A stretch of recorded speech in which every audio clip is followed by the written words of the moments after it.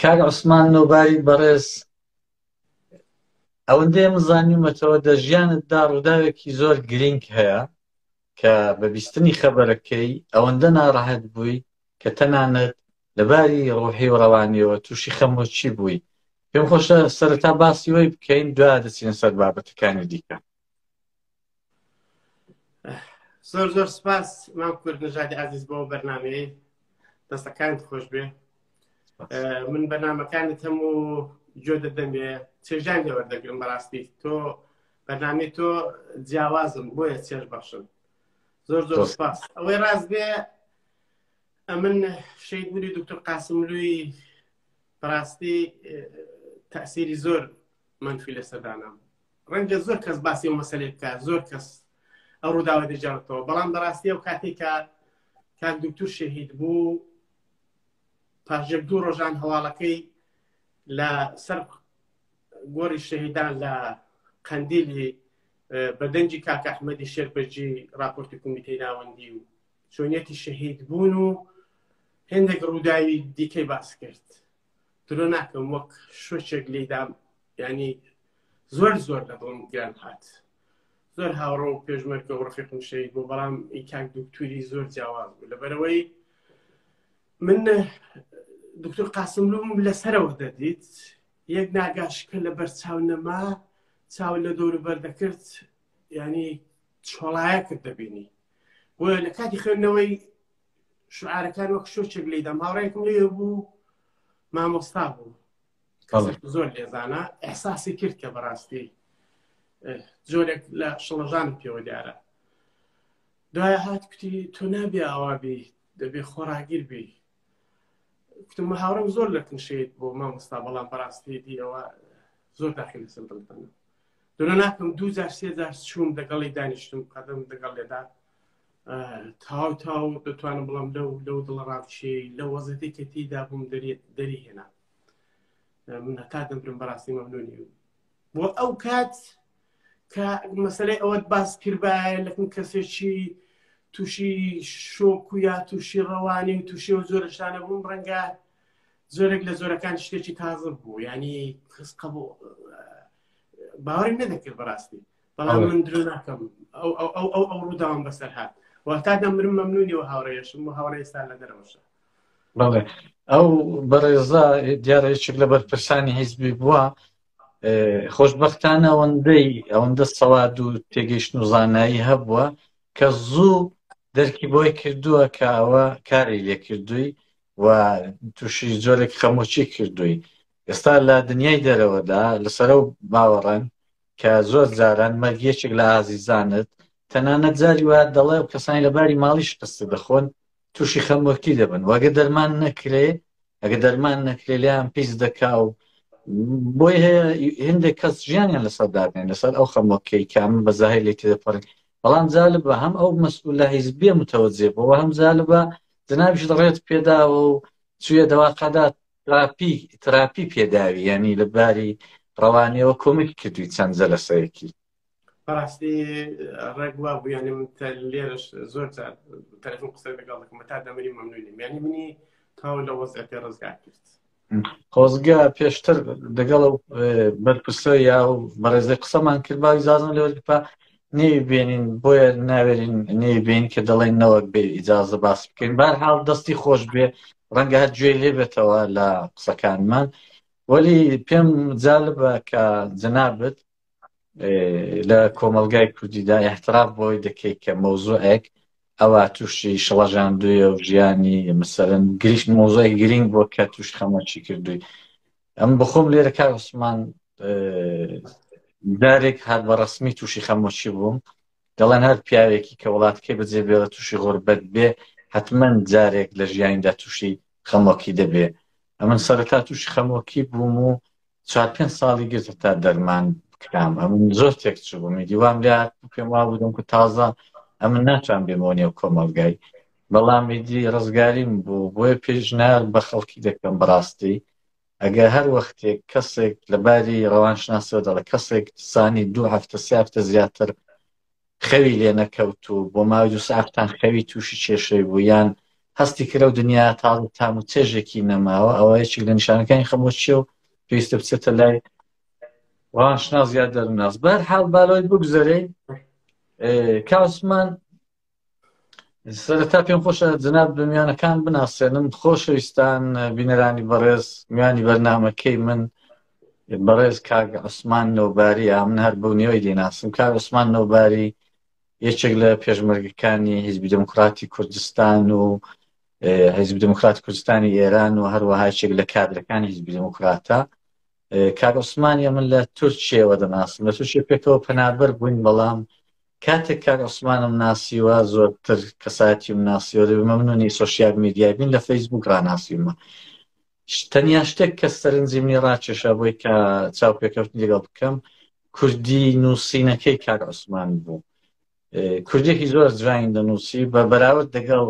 هاوڕێ حیزبیەکانی پێم وابوو زۆری سەرکەوتن لە نووسینی زمانی کوردی دادیوە. ئەوە سەرنجیمنی ڕاکێشا پێم خۆش بزانم ئەو کوردی جوانەی چۆن فێر بووی کاک عوسمان؟ لە چی ڕاو کوردی زمانە کوردی نووسینەی فێر بووی؟ چونکی جەنابەت مەدرسەش کەم چوویە لە ئێرانی. دنیاک سپاس وڵی هیوادارم جەنابەت دەفەرمی وابم. ڕاستەکەی مام کورد نەژادی عەزیز من زۆر ساڵی کلاسیکی ئێرانم نییە، بەڵام کە هاتم ئێرە من وەگری هێندێک کتێبی ئەدەبی بووم. ئەوە کتێبە ئەدەبیانە بەڕاستی تەواو سرنجیان ڕاکێشام بۆ خۆ دەزانی شتی ئەدەبی ئینسان بریسۆ کتێبەکانی دیکە زۆر دەچێت لە ناخی خوێندنەوە. کتێبی وەک پێ سەرپەرستان بینەوەیان دەستانیەوەکان زۆر دەبینێ، بەڵام ئەو کتێبان تاو بیر و مێشتیان کردمەوە. لەگەڵ ئەوەشدا من یەک دوو کلاسی ڕێزمانی کوردی لە چما خزمەت مامۆستا ئازا هەر من لەم پێشەش نەفەری دیکەش بوون. مامۆستا ئازا لەو بارەوە زمانزانێکی زۆر زۆر لێ هاتوو بوو، شاعیر بوو، بەداخەوە کورسی دوای کرد. ئەوە زۆری کۆمەبوو من کرد. لەگەڵ ئەوەشدا بەڕاستی من بخۆم لە ماوەیەک لە ڕۆژنامەی لاوان تایپیست بووم لەژێر شێرپەرستی کاکەیاس و کاقادی وریا، دوو ئینسانی سەختگیر، دوو ئینسانی بەڕاستی تێگەیشت و کوردیزان. لە لایوان بەڕاستی دیسانەکە فێری زۆرشی دیکە بووم. لەگەڵ ئەوەشدا بەڕاستی من لە ناو حیزبدا بەڕاستی ئێستا هەندێک ئەفراد هەیە، کادر هەیە، هەتا لە سەطحی سەرەوەش بەڕاستی جاری وایە کابراشتی دەنووسێ، ینی شەرم دەکا، ناخۆشە زۆر. تو کابرا جاری وایە 30 ساڵ حیزبەی دابی قەت بۆ تۆ زمانی زگماشی خۆت کە زمانی دایکتە نەزانێ، ینی بەڕاستی جێگای شەرمە. بۆیە من پێم وایە لە ناو حیزبیشدا ئینسان گلەی لە حیزبێ نەکا. لە یەکێک لاوان بەڕاستی و ماوەیەکە من لە یەکێک لاوان بووم بەردەوام مامۆستای کوردیمان هەبووە، چۆن دەرسە نیزامیەکان، دەرسی ئەخلاقی شۆڕژێڕی، دەرسی نیزامی، زۆر دەرسی دیکە کە لەوێ دەکوتراوە. دەرسی کوردیش بەشێک بۆ لەو دەرسانە.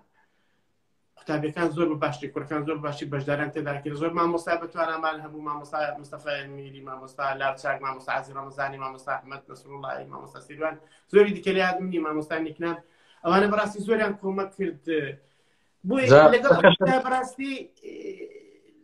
عوزر دەخوازم، لەگەڵ ئەوەشدا بەردەوامێم لەم خەرەکاندا نەشریاتی حیزبی 26 سەرماوەز گوڤاری لاوان، ینی کوردستان ئۆرگانی کۆمیتە ناوەندیمان بۆ هاتوو، ینی بەڕاستی ئەو خەڵکە کەم تەرخەمی کردو لەو بارەوە. ببوورە کە من پرسیارەکەی مەڕێک ئەوە بوو، ئەم هەمیشە بۆ خۆم ئەوە ڕوانگەی خۆم بوو،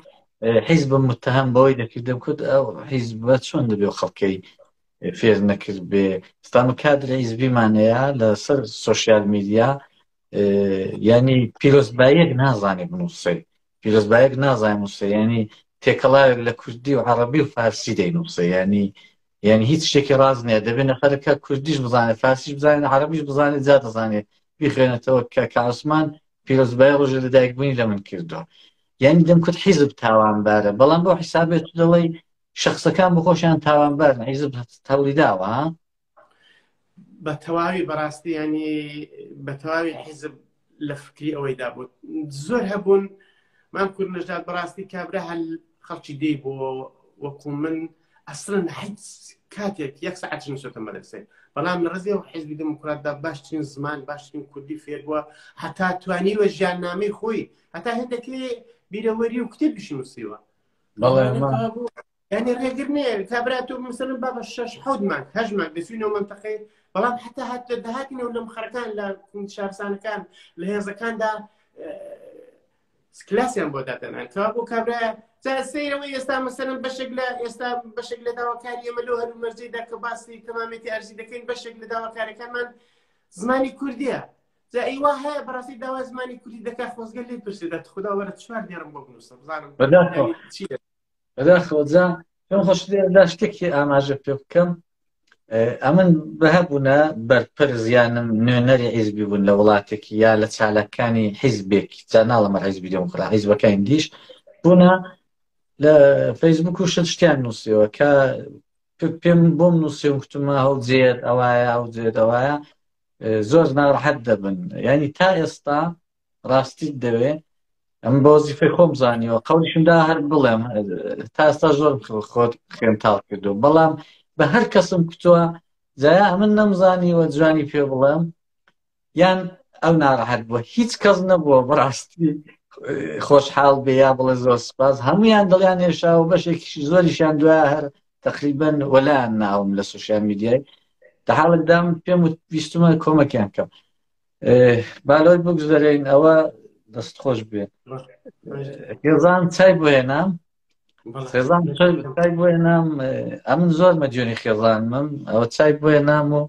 ئەگەی ئیجازەت بدەی چایەکەش دەخۆمەوە بەڵام خێزانت ئەوە لێ ڕازی کاک عوسمان عەرز بێ لە کاری ماڵەدا ڕاستەکەی ئەمن لە مێژە هاوکاری خێزانم دەکەم بەڵام من پێم خۆشە لەو بارەوەدا شتێکی بجێڕمەوە ئەویش ئەوەیە کە لە ناو کوردیدا یانەیە کە دەڵێت هاوکاری ماڵم کریان شتێک زۆرێک لە زۆران ینی پێیان عیبە لە کاتێکدا بەڕاستی تۆ کە پێت دڵن ژیانی هاوبەش ژن و مێردێک ینی هاوبەش لە هەموو ئاکاری کردەوەیەکدا لە هەموو هەڵسو کەوتێکدا ینی دەبێ ئەو هاوبەشەی پارێزی سەرەتا بەڕاستی من درۆ ناکەم کە هاوکاری خێزانم دەکرد خاپ و قاچاق و ویسکان و شتیان دەشوت ڕاستی لێم ڕازی نەبوو بەشێکیش لە خوشکان لە ژنان هێندێک وانێتن ینی چۆن دەڵێن حەمبەڵی چی پێ دەڵێن ینی ئیسکانەکەم دەشێت ئەوە ئیسکانەکەی چای لێ دەکرد ئەوە ینی خاڵی پێوەیە خۆتون جوان نەشتەوە هەڵ ناگرێ بەشێکی نەحەقیشیان نییە ینی من نازانەوە ئیسکانی کە من دەیشم و خاپێکی دەیشم خۆ دوای ڕەنگار بخۆشی تێدا بخۆم بەڵام بۆ چاچی ناشۆم بۆ وای ناشۆم کە بەڕاستی ئەو لێم ڕازی بێ بۆیە وڵا وردە وەردا مستەوە بەردەوام هاوکاریم کردو هەرچەند ئێستا بەخۆشیەوە والیاتەوە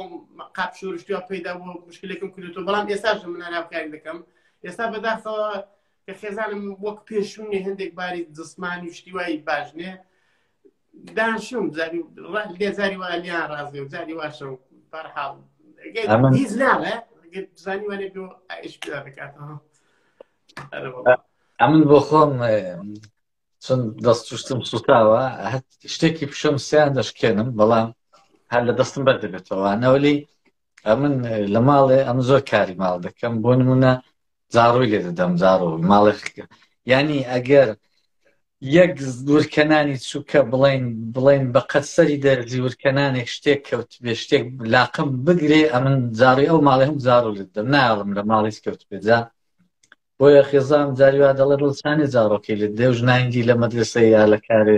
هەموو گلیان لە مێردەکانێ دەڵە وڵای مێردەکەی ماش دادەنیشەوە هەر پاڵ دەداتەوە چاو تەلەڤیزیۆن دەکات هیچ ناکەم کاوسمان منداڵ بووی سوێنی حیزبی پێماتە من زۆر نەبوو ڕاستەکەی لە تاریخی لە دایک بووندا ئەگە زۆر جار لێم دەپرسن ئەمن ینی بەڕاستی ناتوانم زۆر بە دەقیق جواب بدەمەوە ئێستا عەرزت دەکەم ئەمن بەڕەحمەت بێ دایکم دەیکوت بە 2 ساڵ جاری وا بوو زیاتریش منداڵم بووە ینی فاسیلەی منداڵەکان لە 2 ساڵ زیاتر بووە بەڵام لە کاتێکدا ئەمن 3 برام لە ماوەی 2 ساڵ 3 ساڵدا چوون بە سەربازێ ینی ئەوە لەوەیدا دەردەکەوێت تا لە شناسنامە وەرگرتندا دەقیق نەبووە خاصی نەبوو لە دێی مەسەلەن 5 ساڵ دەچون لە دێی سجلەکانە وەردەکرد بۆیە بەڕاستی ئەمن بۆ خۆم لە تاریخی لەدایک بوونی خۆم 1342 لە شناسنامەکەم داوە نووسراوە بەڵام نازانم بەم ئێستا نەپەرم بوو بخۆم چەندم یاسەدم ئەوم هەم کە هەم بەڵام گەهاتمە لە وڵامی پرسیارەکەی جەناب دەگەهاتمە ڕێزی حیزب لە بیستی کەمتر بووم بەڵام هەر ئەوەش بوو بەهۆکە دووجار هاتمە هێزیبان دەم قەڕ لە عیسکەن بوو چمەوێ شەید وەست ئەحمەد لێ بوو وابزانم سەرپەرشتیوا بوو ڕەفیقی براکانم بوو دووجار سومی دیڕان نەکردم جاری سێ جارێک کوتی ئەوم قەڕیەکی تیلاوان لە سەدراباتەیە ئەو سەفەرمەیە بووێرە بڕ بۆوێ ئێدیمش چم بۆی شکلا باشە لە ماڵێ ناڕەحەت بووی لەگەڵ بابتوان بەشەر هاتی نسەر عیش خورشد بوو ڕۆیشتی حیزبت خۆش دەویست بەڕاستی چ بوو ڕۆیشتی بەڵام ئەگە هەر یەک لەوانەش بێت تەرەقێکی زۆر تا حیزبیدا کردو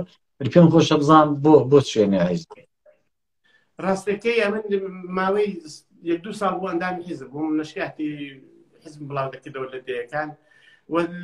بۆ زۆر مەراسم و کۆبوونەوە شتیواش بەشداریم دەکرد سەرشانەش بوو لە دەی دوای دی هی دووسێ ڕەفیقم هەبوو ئێک ئامۆزای چخۆم هەبوو ڕەحمان نۆباریکە و داخەوە شەهید بوو کوڕێکی دیکەش ئەوە ڕەفیق بە هاوڕێکی نزیکم کاگێس و نۆباری لە سوئێدێ ئەویش کە پێش من بوو پێشمەرگا زمزمە ئەوەم هەبوو ینی بەڕاستی نەم دەتوانێت بچمە مەدرسەی بۆم ینی پێشمەرگە 24 ساعت چوار قەرەئی حیزبێ کومیتەی ناوچە و کومیتەی شارستان و بنکەی هێز لە نوبارێ بوو لچی سێ هێزی بەیانەوانە شەو ڕۆژکە تۆ دەگەڵەوانە سەر و کە لێ دێ بەڕاستی ئیسانی دی تاو گریان دەبێت ئەوە بوو کە بەڕاستی لە دوای جێژنی دوی ڕەبەندان بوو پێمە بە سێ ڕەبەندانی ئاسوای ڕەبەندانی 1361 دی لەگەڵەو هاوڕێم ڕۆیشتم چم بۆ پێشمەرگایەتی زۆر سپاس خۆشەویستان میوانی بەرنامەکەی من کاک عوسمان نۆباری خۆشەویستە کاک عوسمان یەکێک لە تایبەتمەندیەکانی ئەوەیە کوردیەکی زۆر جوان دەنووسێ لە سۆشیال میدیای پێکەوە ئاشنا بووینە ئەوە منیهاندا قسەی لەگەڵ بکەم و کاک عوسمان لەگەڵەوەیدا کە سەڵاتێکی کەمی هەبووە سەڵاتی زۆر نەبووە چۆتەنی حیزبی تەمەنیشی کەم بووە بەڵام زۆر جوان توانێ خۆی بدۆزێتەوە و ڕێگایەکی بخۆی دیتێتەوە و پێگەیشتووە ئەم پێم وایە یەکێک لەو کەسانەیە کە لە حیزبی خۆی کردووە بە کەسایەتێک بۆش مساحبەی لەگەڵ دەکەین خۆشحاڵیشی کە جوابی دامەوە هات زەحمەت چێشاوڕۆ زەحمەتی دەدەم کاک عوسمان دەزانم لە ژیانتدا زۆر ناخۆشی و خۆشی دیوە وەلی ناخۆشترین ڕۆژانی ژیانت کەنجی وەرد چەند خۆشیش نییە شتی ناخۆشت بێت بێنمەوە بەڵام ناخۆشترین و بڵێن گرنگترین ڕۆژانی ژیانت کەنجێ بوو ڕاستەکەی ماکو نژادی عەزیز دەتوانم بڵێم ناخۆشترین دەورانم ئەوە بوو کە پەنابەرم ڕوون کردە تورکیا زۆر ناخۆش بوو ینی دەڵێن شتێکی جوان دەڵێن هەر کەسێک دەچێت تورکیا یەک خزم و کەسی خۆی و دووش ڕەفیق چاک دەناسێت ینی بەڕاستی بەتایبەت 2 ساڵی کە لە شاری وانێ بووم زۆر بۆ من ناخۆش گوزەرا جاریوە بوو کارمان دەکرد پارانە داینێ لە هەمووی ناخۆشتر مەسەرەن تۆ دەچێت دوکان و شتێک دەکڕی کابرا مەسەرەن کورد بوو ینی شاری وانێ هەموو کورد بوون کەچی سەتانەوەدی بە تووشی قسەی دەکەن گاردەمان کورد دەرجی دەبووین لەگەڵان کاکە تۆ کوردنی خلاصە ئەوە بەشێک بدای ئەوەش بەو بەیەوە کە شاری وانێ حدودەن نزیک 45 ساڵ 40 ساڵ دەبێت پەنابەر ڕوو تێدەکا ینی جۆرێک وها فێربوونیانی بەلانەوە مهم نییەوە کوردی ئێرانەوە کوردی کوێ بەداخەوە دەتوانم بڵم بەشی مادی پارە بوان زۆرشتر بۆیە بۆ من زۆر ناخۆش بوو پاش 2 ساڵن کە ئینتقال کراین بۆ شاری کوتاهیا لەوێ زۆر باشتر بوون وەزەمان کچێکمان هەبوو شنا ڕووسبی بێ ئەو کاری خەیاتی دەکرد لە ماوەیەکی کووردا ئەمان کوردنەژاد بوو بە خەیاتێکی تەواو ینی لەکن کەسێکی زۆر بۆستایەکی زۆر سەخت جیفێ بوو دوایدی بوو بە خەیاتێکی باش لەو شوێنەی لێ بوو وەختێکە منی دەدین بەڕاستی پێم خۆشی لە شتێکی ئیشارەتی بە پێشمەرگایەتی بکەم ئەگە پێشمەرگایەتی لەگەڵ ئەوەی زۆر پیرۆزە زۆر شتێکی گەورەیە بەڵام مەگە چەک کردانا ینی پێشمەرگایەتی بۆ تۆ هیچ نییە لە کاری انتشاراتن، لە کاری ماڵن، لە کاری مکانیکە، لە کاری نەجارە، ینی پێشمەرگەیەکی فێر نەبووە نە بەڕاستی لە تەمەێکی کەمیژا بە خۆ دزانستان کە بوو پێشمەرگە ئاوا دوایدی کچەکەم زانیە من بەڕاستی کارەکەم لە کوورەخانەی کارم لە زۆر سەخت بوویدی بۆ هەم کارەکە کتووە من لێرە نابم دەستمە شوێنشکی کار دەکەم ساعت کارەکە ژۆڵا پێی خۆش نەبوو بەڕاستی ئەو بڕا وڵاتی خانێکی داینێ خانێکی داینێ و لەوێ هەم کارمان دەکرد و هەمیش بەڕاستی تاو ژیانمان گۆڕا دەتوانم بڵم ینی وەرسەن خارێکی باش بوو بۆ ئێمە هەر لێرەوە پێویستە سپاسی شنە خانمی کچت بکەین لە کانەدایە دەژیوە نییە؟ بەڵێ ئەرە وەڵای سپاسی بکەین چونە من لەو ماوەی کە قسەم لەگەڵ دەکردی سرنجمدایە زۆری پیشانازی پێوە دەکەی جالبەوەیە کە ئەم ئەلهانیش پێم سەیرە کە بۆ وەختایەکی هەبوونی کچ و ژن لە نێو کوردیدا شەرمەزاری بووە یان هەدان کوڕن هەبێ لە حاڵێکدا زۆربەی بنەماڵەکان ئەستا ماڵە خۆمان بابم دوو کچی هەبوات بۆ کچانە ژیرساوە زۆربەی بنەماڵەکان بە کچەکانەوە دەژیرسێنەوە زۆر سەیرا و فەرهەنگی کوڕ خۆشەویستی و کوڕم ببێ ئێستاژ من هەندێک ماڵان دەبینم 5-6 کچیان هەیە هەر بۆ کە کوڕێکی بێ 6-7 کچی بووە کابرا ڕاژ ناوەستر لە کچ بوونێ و ئەڵە کوڕەکەم ببێ